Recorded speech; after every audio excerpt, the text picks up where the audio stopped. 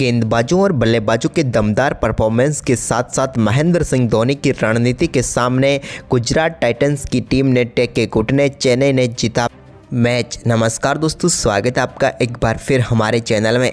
दोस्तों, Chennai super Kings और Gujarat Titans के बीच खेले गए आईपीएल 2024 के 7वें मुकाबले में चेन्नई सुपर किंग्स ने शानदार परफॉर्मेंस करते हुए गुजरात टाइटंस के ऊपर ऐतिहासिक जीत दर्ज की है। तो दोस्तों, हम आपको इस वीडियो में इस मुकाबले का पूरा हाईलाइट बताएंगे कि किस प्रकार से चेन्नई सुपर किंग्स ने इस मुकाबले में जीत दर्ज की है। साथ ही हम महेंद्र सिंह धोनी की रणनीति भी बताएंगे कि किस प्रकार से उन्होंने फील्ड सेटअप के साथ साथ उन्होंने शानदार कैच के साथ इस मुकाबले को पलट कर रख दिया।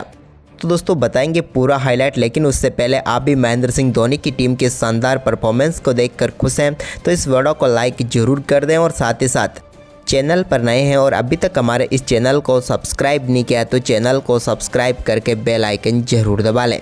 तो चलिए दोस्तों, जानते हैं इस मुकाबले का पूरा हाईलाइट शुरुआत से ही। तो दोस्तों, आज के इस मुकाबले में सिक्का उछाला ऋतुराज गायकवाड़ ने और गिरा शुभमन गिल के पक्ष में। गिल ने टॉस जीतकर पहले चेन्नई सुपर किंग्स को बल्लेबाजी के लिए आमंत्रित किया। सीएसके की तरफ से ऋतुराज गायकवाड़ और रचिन पारी की शुरुआत करने उतरे। तो दोस्तों, पहला ओवर तो यहाँ पर अच्छा रहा गुजरात के लिए, लेकिन दूसरे ओवर की चौथी गेंद पर उमेश यादव की गेंद को शानदार तरीके से डीप बैकवर्ड स्क्वायर लेग के ऊपर से 6 रनों के लिए बाउंड्री लाइन के पार भेजा रचिन ने। इसके बाद इसी ओवर की 5वीं गेंद पर भी उन्होंने कवर पॉइंट की तरफ एक और शानदार चौका जड़ दिया। तो वहीं पर इसके बाद तीसरा ओवर डालने आए अजमतुल्ला के ओवर की चौथी गेंद पर रचिन रविंद्र ने एक और शानदार चौका मिड विकेट की तरफ जड़ दिया। तो इसके बाद इसकी अगली ही गेंद पर उन्होंने गेंद को एक बार फिर से बाउंड्री लाइन के पार भेजा, एक स्ट्रेट शॉट खेलते हुए चौके के लिए बाउंड्री लाइन की तरफ। इसके बाद चौथा ओवर डालने आए उमेश यादव की पहली गेंद पर एक और शानदार छक्का रचिन रविंद्र ने लॉन्ग ऑन के ऊपर से रखा, जहां पर उन्होंने गेंद को 79 मीटर दूर स्टैंड में डिपॉजिट कर दिया। तो इसकी अगली ही गेंद पर उनके बल्ले से एक और बेहतरीन चौका देखने को मिला। इस बार भी कमाल का शॉट उन्होंने खेला और गेंद को चौके की तरफ भेज दिया। इसके बाद तो उनका शानदार परफॉर्मेंस जारी था, लेकिन इसी बीच चौथे ओवर की चौथी गेंद पर ऋतुराज गायकवाड़ ने भी एक कट के जरिए चौका जड़ दिया, जहां पर उन्होंने स्लिप की तरफ से गेंद को चौके के लिए बाउंड्री लाइन के पार भेजा। तो 5वें ओवर की पहली गेंद पर भी उन्होंने शानदार चौका अजमतुल्ला की गेंद पर लगाया, जहां पर कवर की तरफ उन्होंने गेंद को चौके के लिए भेज दिया। इसके बाद 5वें ओवर की तीसरी गेंद पर लॉन्ग ऑन के ऊपर से रचिन रविंद्र ने अजमतुल्ला उमर जाई की गेंद को एक बार फिर से स्टैंड में डिपॉजिट कर दिया और टीम के स्कोर को 50 रनों के पार पहुंचा दिया। दोनों बल्लेबाजों के बीच ये अद्भुत साझेदारी थी, क्योंकि मात्र 28 गेंदों पर ही 50 रनों की ये पार्टनरशिप पूरी हो गई। इसके बाद यहाँ पर एक और चौका रचिन रविंद्र के बल्ले से ही देखने को मिला, जब उन्होंने गेंद को चौके के लिए भेजा और अपने स्कोर को 40 के पार पहुंचा दिया।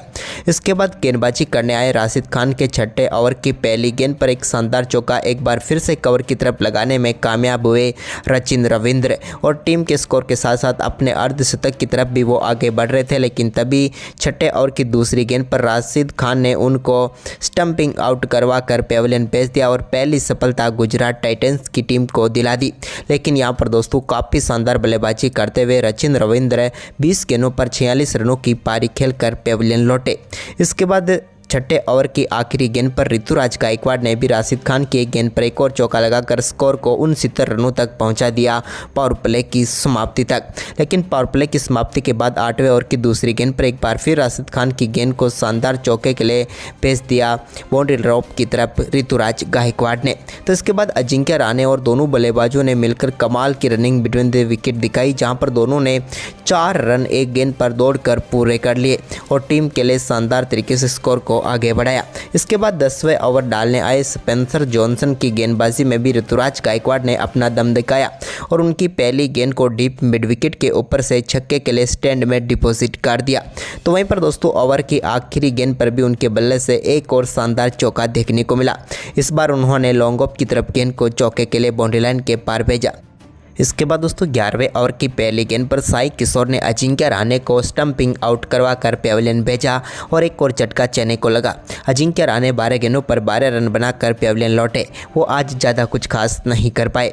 इसके बाद नए बल्लेबाज शिवम दुबे क्रीज पर उतरे तो उन्होंने पहली ही गेंद पर लॉन्ग ऑन के ऊपर से 87 मीटर का एक बड़ा छक्का जड़ दिया साई किशोर की गेंद पर। तो वहीं पर इसके बाद ओवर की अगली ही गेंद पर उन्होंने अब की बार डीप मिड विकेट के ऊपर से गेंद को स्टैंड में भेज दिया, यानी कि बैक टू बैक 2 गेंदों पर 2 छक्के उन्होंने जड़ दिए और अपनी दमदार बल्लेबाजी को आगे बढ़ाया।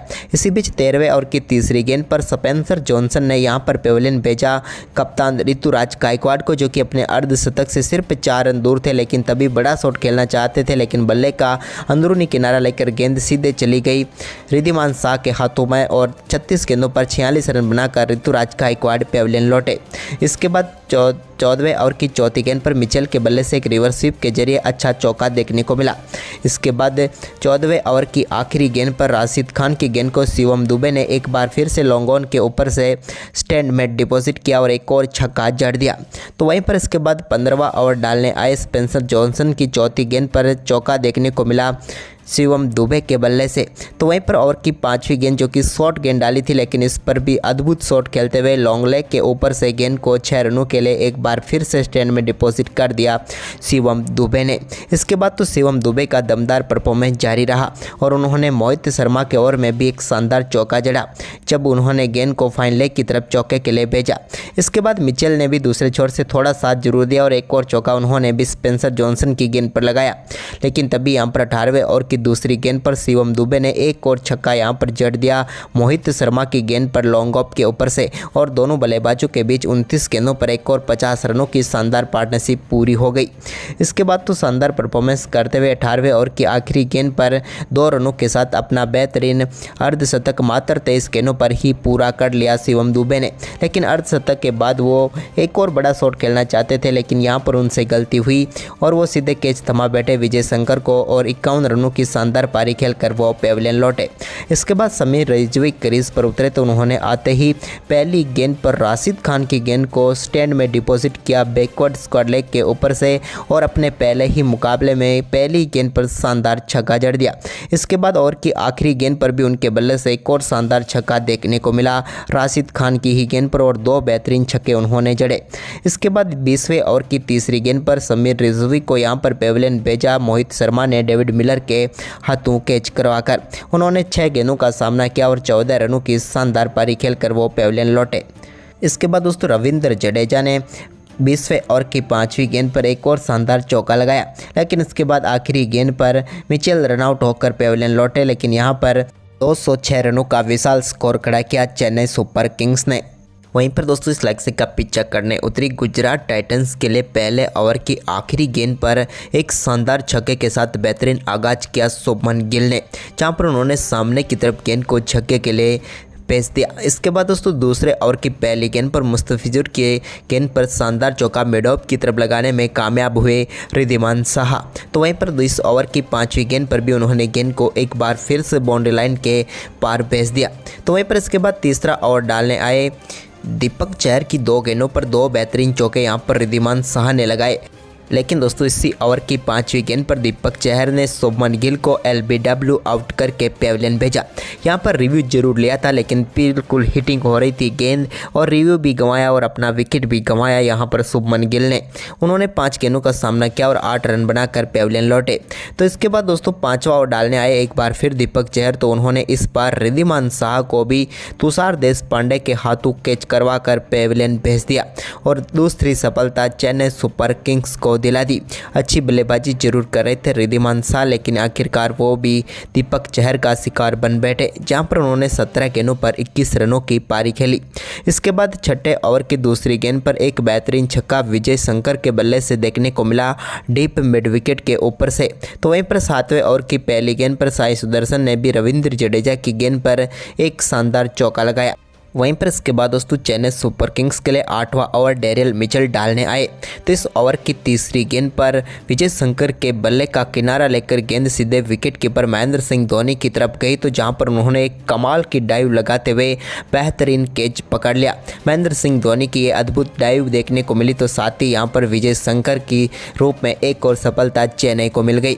विजय शंकर 12 गेंदों पर 12 रन बनाकर पेविलियन लौटे। इसके बाद दोस्तों डेविड मिलर और उनके साथ मिलकर साई सुदर्शन ने कुछ बेहतरीन शॉट जरूर खेले, जिसके चलते यहाँ पर थोड़ा सा स्कोर आगे बढ़ा गुजरात टाइटंस का। लेकिन तभी दोस्तों यहाँ पर शानदार वापसी करवाई तुषार देशपांडे ने। 12वें ओवर की 5वीं गेंद पर उनकी गेंद को डीप मिड विकेट की तरफ खेला शॉट डेविड मिलर ने, लेकिन अजिंक्य रहाणे के एक और कमाल के कैच ने यहाँ पर उनकी पारी को भी समाप्त कर दिया। डेविड मिलर 16 गेंदों पर 21 रन बनाकर चलते बने और चेन्नई सुपर किंग्स पूरी तरीके से पकड़ बना चुकी थी। इसके बाद दोस्तों 15वां ओवर डालने आए पतीसा पतिराना ने शानदार गेंदबाजी करते हुए यहाँ पर पेविलियन भेजा साई सुदर्शन को। साई सुदर्शन का एक बेहतरीन कैच पकड़ा यहाँ पर समीर रिजवी ने और उनकी पारी समाप्त हुई और मतीसा पतिराना की यहाँ पर शानदार वापसी भी हो गई। 31 गेंदों पर 37 रन बनाकर साई सुदर्शन पेविलियन लौटे। इसके बाद दोस्तों यहाँ पर अजमतुल्ला ओमर जाए क्रीज पर उतरे, लेकिन वो भी ज़्यादा कुछ खास नहीं कर पाए और 16वें ओवर की दूसरी गेंद पर तुषार देशपांडे का वो शिकार बने। एक बार फिर यहाँ पर रचिन रविंद्र ने बेहतरीन कैच पकड़ा और अजमतुल्ला ओमर जाई 10 गेंदों पर 11 रन बनाकर चलते बने। तो इसके बाद यहाँ पर एक और सफलता राशिद खान के रूप में 70वें ओवर की दूसरी गेंद पर मुस्तफिजुर रहमान ने दिला दी। यहाँ पर भी एक बार फिर रचिन रविंद्र ने बेहतरीन कैच पकड़ा और एक बार फिर पेविलियन भेजा यहाँ पर राशिद खान को मुस्तफिजुर ने। राशिद खान 2 गेंदों पर सिर्फ 1 रन बनाकर चलते बने। इसके बाद तेवतिया से बड़ी उम्मीदें थी, लेकिन तेवतिया भी इस मुकाबले में कुछ खास नहीं कर पाए और 19वें ओवर की दूसरी गेंद पर मुस्तफिजुर ने उनको भी पेविलियन भेज दिया और एक बार फिर रचिन रविंद्र ने ही उनका कैच पकड़ा। वो भी 11 गेंदों पर 6 रन बनाकर चलते बने। इसके बाद चेन्नई सुपर किंग्स ने इस मुकाबले को शानदार तरीके से 63 रनों से जीत लिया। गुजरात टाइटंस 20 ओवर में 143 रनों तक ही पहुंच पाई और चेन्नई सुपर किंग्स की ये एक और बेहतरीन जीत थी। तो वहीं पर गुजरात टाइटंस की अब तक IPL इतिहास की ये सबसे बड़ी हार है। तो दोस्तों आज का मुकाबला आपको कैसा लगा हमें अपनी राय कमेंट बॉक्स में जरूर दें और इस वीडियो को ज़्यादा से ज़्यादा शेयर करें। धन्यवाद।